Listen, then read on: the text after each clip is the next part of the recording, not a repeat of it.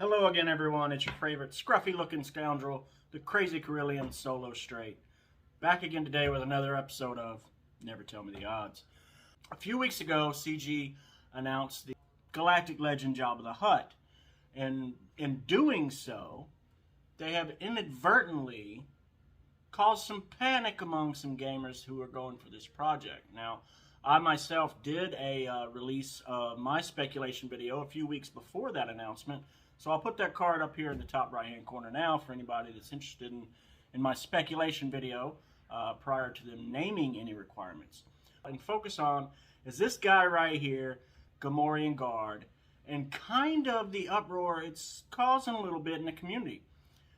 So before we get into that, I will ask at this time that, as always, you please take a moment to pause and like and or subscribe.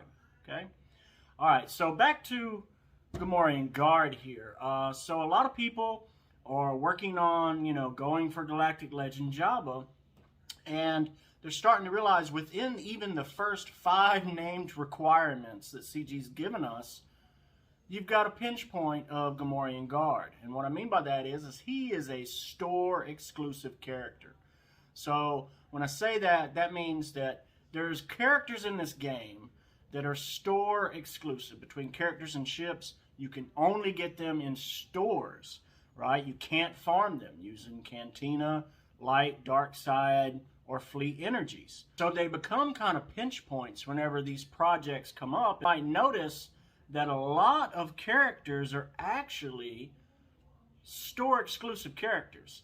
Now, to that point, not every project in the game is going to have as many. They're not created equal. For instance, Darth Revan requires HK-47, and he is a store exclusive character, right? So for Darth Revan or Malik, you're going to be gated by having to get HK-47 to do that event.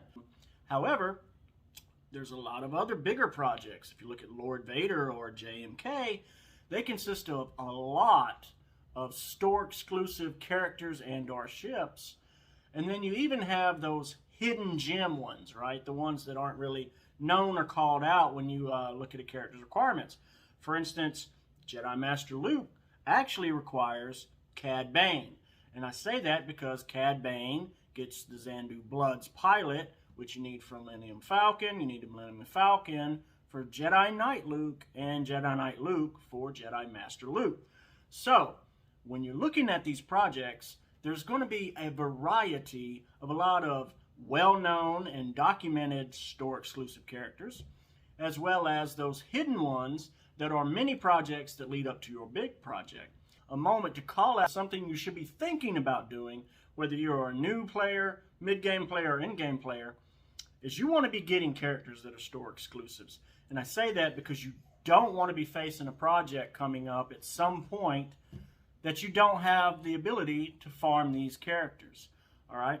So I'm not going to cover all the characters that are currently store exclusives that are needed for known projects in the game. As you can see, that's a very big, extensive list of characters and even ships that are store exclusives that in some way are going to be needed for a project. What I want to touch on today, though, is there is still some characters that are store exclusives that are not currently needed for anything, or at least not at this time that we know of. Because as a store exclusive character, they create their own special little pinch point, if you will, on farming.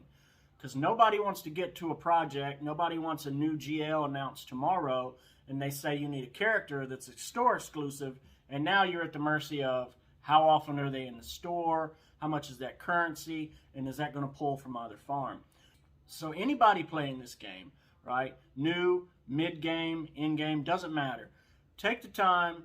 Anytime you go in a store, you see a character that's exclusive, go ahead and look at this list, take a photo if you need to, but anybody on these lists that I'm showcasing in this video, you go ahead and you might want to be trying to go ahead and buy their shards up every time you see them in the store.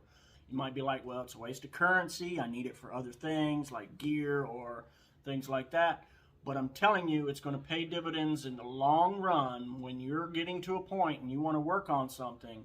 There's nothing worse than seeing that the character you want to work on is in a store and it's no control over you being able to farm it. You could throw crystals at it for refreshes and still might not even get that character shards that day. So like in the case of this list with Mob Enforcer, I strongly feel like Mob Enforcer is going to be needed for Java, and we've already called out Java has Gamorrean Guard already as a pinch point of being a store exclusive. Worst case, you turn them into shard shop currency eventually, so there's no real negative to go ahead and be working on some of these characters. Go ahead and get all the store exclusive characters. Every time you go in a store, go ahead and get them maxed out to 7-star. Again, you don't have to gear or relic them. You're going to find that as the game progresses, you're going to be a lot better off for any project that they're going to name or any project that you're going to want to be starting on. Underlining tone of any farm you're starting on, they're going to give you the big requirement list, but sometimes they have more hidden requirements than you realize. So I just wanted to kind of call that out because nobody wants to be stuck in a last-minute panic farming situation. Quick video on that for anybody who's interested in looking at some of the pinch points of projects that are kind of under the radar, that don't get talked about as much. So, as always, this is Solo Straight for Never Tell Me the Odds. And remember, in your SWGoH journey, you don't have to go alone, but you might want to go solo.